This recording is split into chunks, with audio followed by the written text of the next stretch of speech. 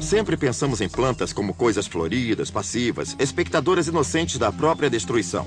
Mas as plantas não são indefesas. Aliás, algumas são assassinas.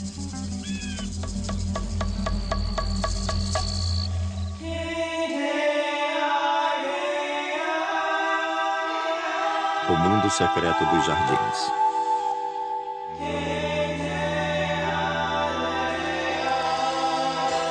Guerra das plantas. Distribuição Sinapse.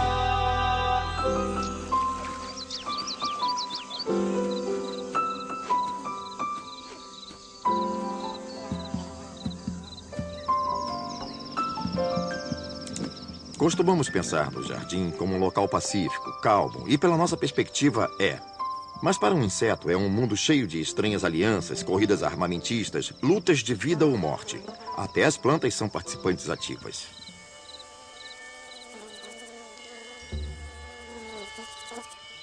O jardim não é diferente de uma selva.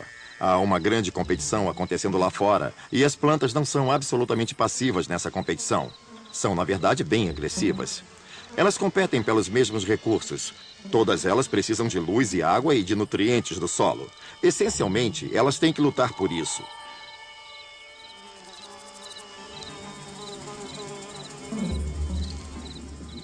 Não importa para onde você olhe. Se olhar as árvores ou arbustos, ou se olhar para as que são perenes ou anuais, estão todas fazendo a mesma coisa, tentando desesperadamente melhorar todos os recursos possíveis.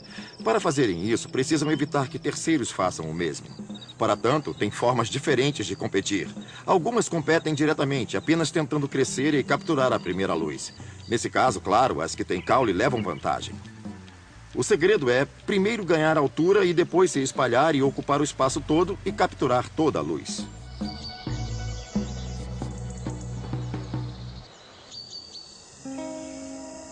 Num jardim perene, se a planta quer ser uma das que capturam a luz do sol, é necessário que ela cresça mais cedo.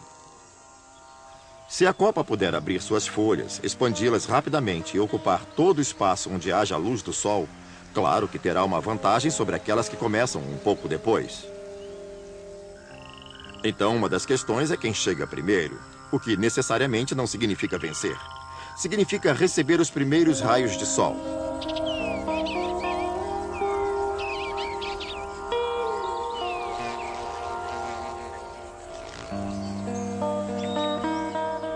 Depois, outras podem buscar seu espaço durante a estação de crescimento para que possam superar outras mais tarde. Na maior parte da América do Norte, o verão é seco. Por isso, algumas plantas não começam seu ciclo tão cedo. Preferem esperar até que as primeiras a se adiantarem tenham terminado seu pico de crescimento no auge da primavera. Quando estas começam a morrer ou a reduzir o crescimento, as retardatárias então passam efetivamente a ter o máximo crescimento no meio do verão, se expandindo até o fim do verão e se desenvolvendo até o outono. As plantas estão sempre procurando alguma vantagem na competição. Algumas espécies, como as artemísias, usam o procedimento conhecido como alelopatia. Elas expelem químicas tóxicas para o solo em torno de si e isso inibe o crescimento de outras plantas. Do ponto de vista de um jardineiro, o que mais se pode pedir além de uma planta que germina sozinha? Às vezes, quando a competição é mais forte, particularmente em relação à água e nutrientes do solo, as plantas têm que usar artifícios para poder vencer. Há vezes em que crescer mais rápido simplesmente não é possível, principalmente em ambientes mais secos. Nesse caso, elas darão um jeito de inibir o crescimento das vizinhas. Observando um ambiente desértico, verá que os arbustos de creósopos liberam compostos fenólicos poderosos que inibem o crescimento de todo tipo de coisas. Alguns são compostos muito tóxicos, que também evitam que animais se alimentem delas. Mas um dos grandes motivos para estarem lá é que reduzem o crescimento de plantas adjacentes. Outras plantas que usam compostos tóxicos para manter a competição é um gênero de árvore conhecido como nogueiras. Nogueiras pretas e nogueiras brancas pertencem a esse grupo. São árvores belíssimas que produzem químicas conhecidas como juglone, liberadas de suas raízes e de suas folhas.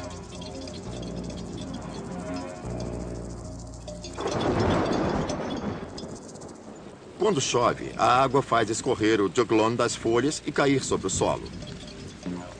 As toxinas se acumulam, evitando que outras plantas cresçam ali. Assim, a árvore consegue que a umidade e os nutrientes fiquem só para ela.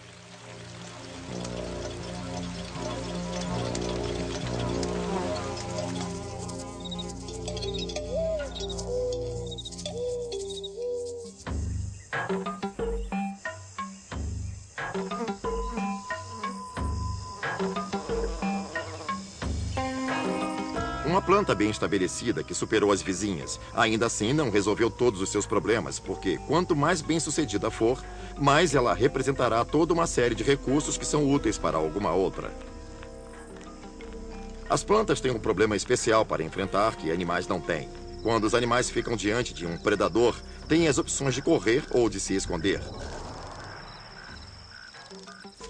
As plantas não conseguem fazer isso, estão fixadas num ponto. Então, o procedimento tem que ser bem diferente.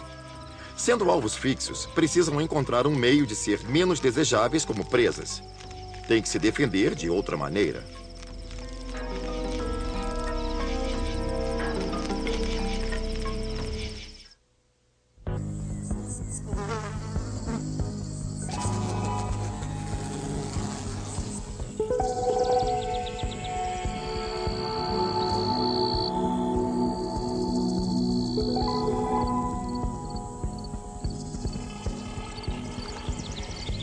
No mundo implacável do jardim, as plantas são capazes de cuidar de si mesmas, e há uma série de diferentes formas de fazerem isso. Um procedimento é, claro, acumular compostos tóxicos nas folhas ou nas estruturas que estejam querendo defender, de forma que ninguém se alimente delas. Podem fazer o seguinte: criar vários tipos de químicas que bloqueiem o crescimento de diferentes animais. Qualquer coisa que seja desfavorável para que certo animal a coma, vai trabalhar a favor da planta. Bons exemplos disso são encontrados em carvalhos.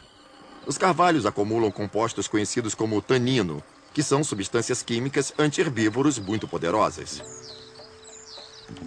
Quando as lagartas começam a se alimentar dessas árvores, as primeiras folhas que comem podem não ter alto teor de tanino, mas como reação a isso, os carvalhos produzem cada vez mais altos teores de tanino, que passam a acumular nas folhas. O efeito causado é a redução do crescimento das lagartas, de forma que elas não fiquem tão grandes quando chegarem à fase de pupa e não se transformem em grandes borboletas e mariposas mais tarde. Isto é, quando adultas, não porão tantos ovos. Além disso, esses compostos evitam que a criatura consuma muito alimento. Acho que causa a ela algo como um mal-estar estomacal. Portanto, os carvalhos não são indefesos. Estão fixados num ponto, mas mudam a química de suas folhas como reação ao dano.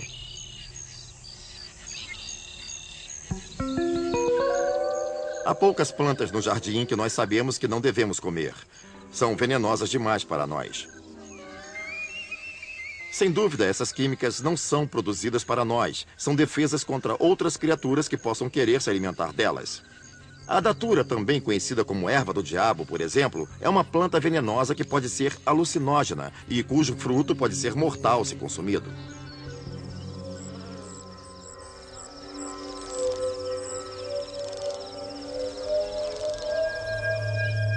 A íris é outra planta que se protege com substâncias tóxicas. Você sempre encontrará mastigadas as folhas das plantas em volta da sua íris, enquanto as dela permanecerão ilesas. Isto porque as íris contêm irritantes químicos aos quais algumas criaturas não têm tolerância.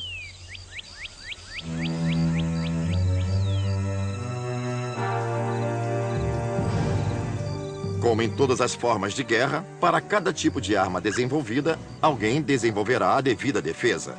Isto é, sempre há uma corrida armamentista. Embora muitas plantas produzam químicas tóxicas para se prevenir contra herbívoros, muitos herbívoros desenvolvem defesas que lhes permitem tolerar ou reduzir essas químicas para que não sejam atingidos. Um bom exemplo disso são os membros da família da batata, que é bem grande. Abrange batatas, tomates e pimentas. A beladona é um outro exemplo perfeito. Todos têm estruturas bem tóxicas. Nós comemos tomates quando estão maduros, mas as folhas do tomate são venenosas. Os frutos e as folhas são realmente venenosos. Mas existem umas poucas espécies de criaturas que conseguem se alimentar dessas plantas com absoluta impunidade. elas não são afetadas por essas químicas. E, na maioria dos casos, é porque as metabolizam ou as anulam, deixam-nas inofensivas. Um perfeito exemplo disso é o besouro da batata. As hordas infestam suas batatas ou podem se alimentar da beladona, de qualquer membro da família, porque construíram defesas contra essas químicas. A vantagem de terem defesas contra essa arma é que isso é um passo de vantagem na competição. Uma fonte de alimento pelo qual não vai ser preciso competir. E isso pode ser uma perdição para a planta.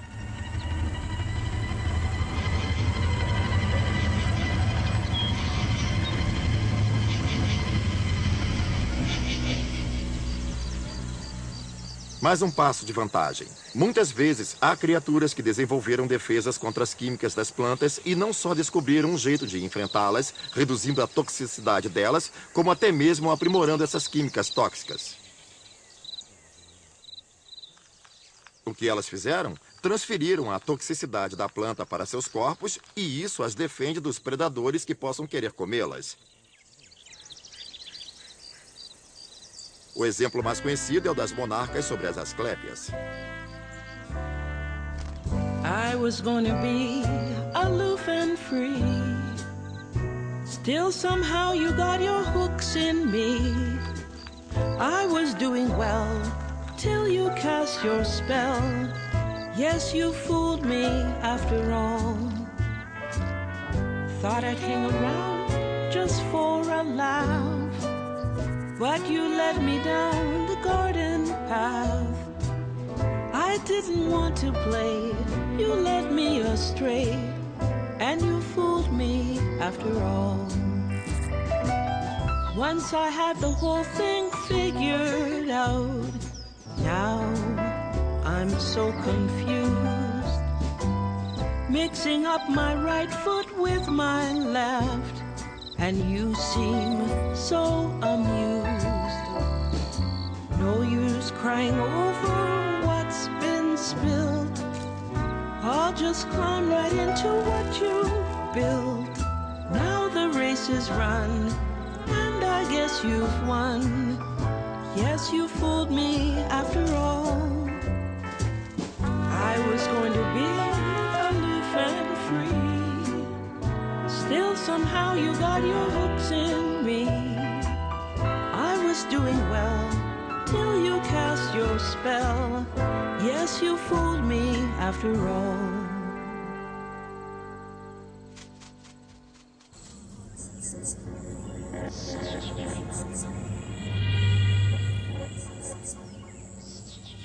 Assim como as monarcas exploram as asclépias, animais de pelagem vermelha usam as químicas tóxicas da urtiga dioica em proveito próprio. As lagartas de almirante vermelho se congregam sobre elas para se alimentar. Aliás, é o alimento favorito delas. Mas, diferentemente das asclépias, as folhas da urtiga dioica não são venenosas. Ao contrário, é a penugem que cobre a planta que contém o veneno. Cada pelo é coberto com uma gotícula de composto irritante. E se você alguma vez encostar numa urtiga dioica, vai ver como esse veneno pode ser doloroso. Arde durante horas. As lagartas de almirante vermelhas, com seus corpos peludos, sabem guardar os venenos e serpentear por um campo minado de urtigas e servir de sentinela para o grupo, enquanto se alimentam prazerosamente. E as folhas podem até oferecer proteção na fase de pulpas. Mesmo depois de terem abandonado as plantas, já terão roçado em toxinas suficientes para dar ao predador a surpresa desagradável de serem difíceis de engolir.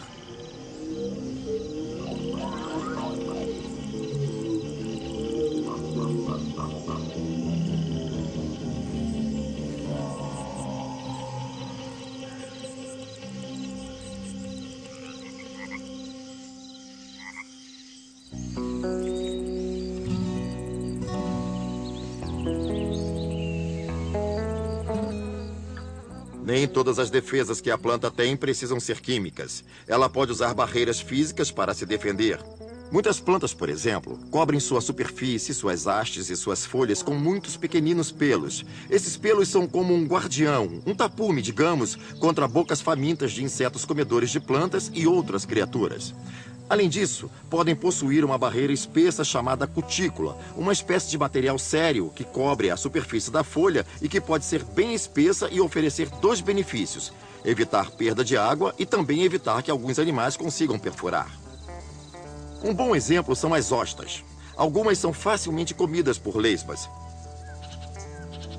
Outras, contudo, possuem uma cutícula tão espessa que as lesmas não conseguem atravessar essa camada.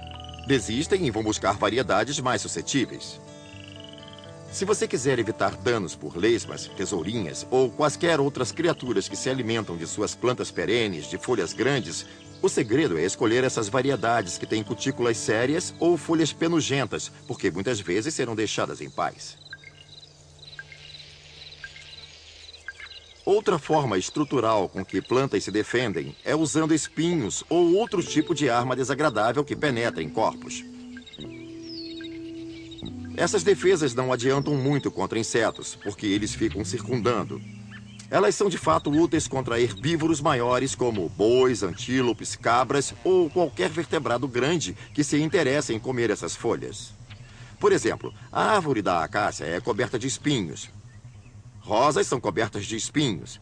Muitas espécies de plantas têm muitos espinhos, e essa é uma forma de dissuadir alguém que tentar abocanhar suas folhas.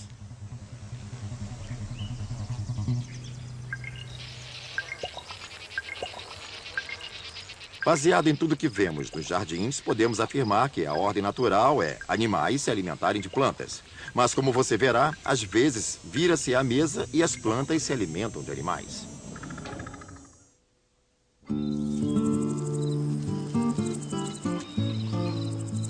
Quanto mais de perto olhamos, mais conhecemos as plantas e mais descobrimos que essa interação entre plantas e animais não é simples.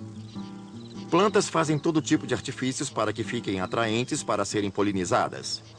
Mas também tem que manter outras criaturas, aquelas que não gostam, afastadas.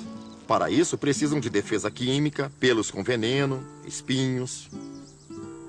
Mas existe um tipo de relacionamento em comum entre plantas e animais que é bem diferente da maioria que vemos. É quando os animais são atraídos para serem aprisionados e usados como fonte de energia.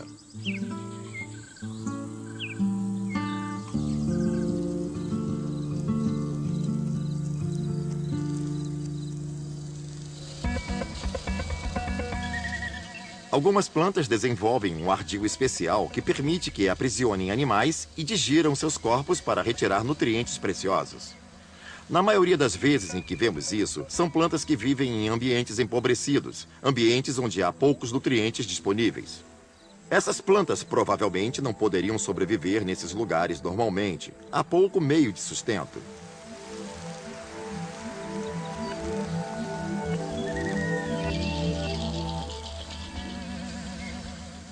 Um bom exemplo são as sarracênias. Elas têm folhas especiais que são curvadas em forma de copo.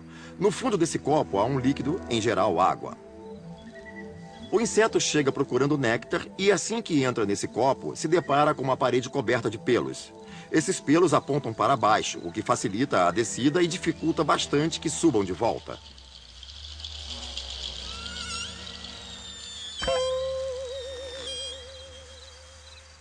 Uma vez presos nesse líquido, as enzimas digestivas da planta irão aos poucos despedaçar os tecidos do inseto, agora afogado, deixando os nitratos e outros nutrientes disponíveis para a planta.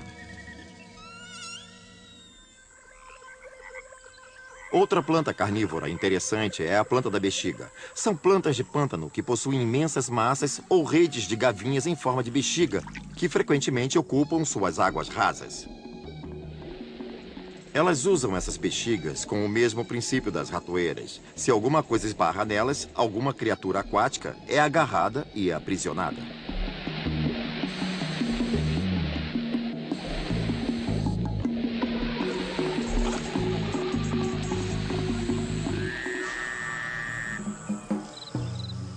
Mas nem todas as plantas são predadoras e muitas nem são capazes de se defender ativamente.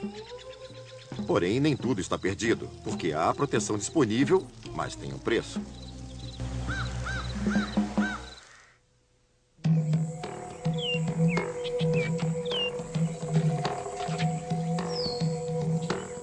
Exércitos mercenários podem ser contratados para o jardim.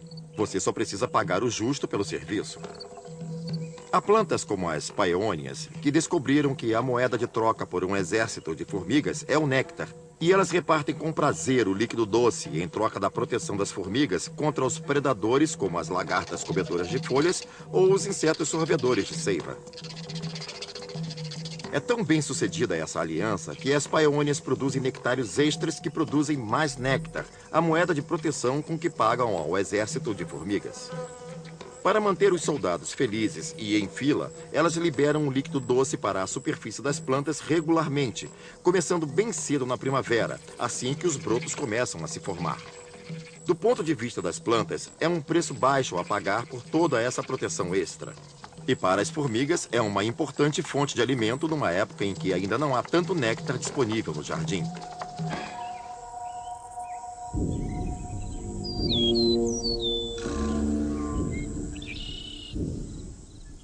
As plantas não têm poucas formas de se proteger. Elas podem usar guerra química, podem usar todo tipo de barreiras físicas ou ainda contar com a ajuda de aliados. Mas não importa o que façam, sempre haverá vários tipos de criaturas que sabem driblar essas defesas. Como nenhuma defesa é a ideal, não funcionam contra todos, nem vão funcionar sempre. Então, quando a defesa da planta consegue efetivamente espantar toda espécie de criatura, você precisa entender que essas criaturas não são estáticas o tempo todo. Elas evoluem, assim como a corrida armamentista. Para cada defesa que uma planta tenha, haverá criaturas que podem se adaptar às novas formas de superar essas defesas. E quando essas criaturas se adaptarem às novas formas de superar essas defesas, eu posso garantir que as plantas se defenderão com métodos ainda mais potentes. Portanto, há uma corrida a armas cada vez melhores o tempo todo e tudo isso acontece no seu quintal.